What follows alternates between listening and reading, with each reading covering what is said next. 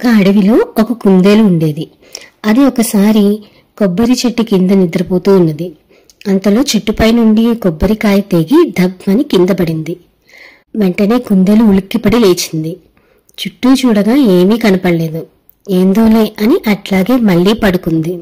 కొంచెం సేపు అయిందో లేదో మళ్లీ దబ్బని శబ్దం వచ్చింది. కుందేలు కళ్ళు తెరిచి చుట్టూ వెతికింది.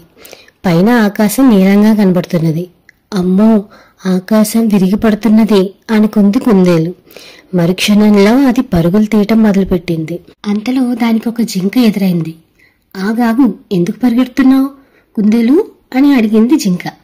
అయ్యో, ఆకాశం విరుగుపడుతోంది, నువ్వు పరిగెత్తు అని కుందేలు చెప్పడంతో జింక కూడా దాని వెనకే పరుగుపెట్టింది. అలా ఉరుకుతున్న కుందేలు జింకలకు పులి ఎదురైంది. పులి అడిగింది, జింక కుందేలు ఎందుకు పరిగెడుతున్నారు అని. అయ్యో, ఆకాశం విరిగి పడుతోంది, నువ్వు పరిగెత్తు అన్నాయి జింక కుందేలు. పులి కూడా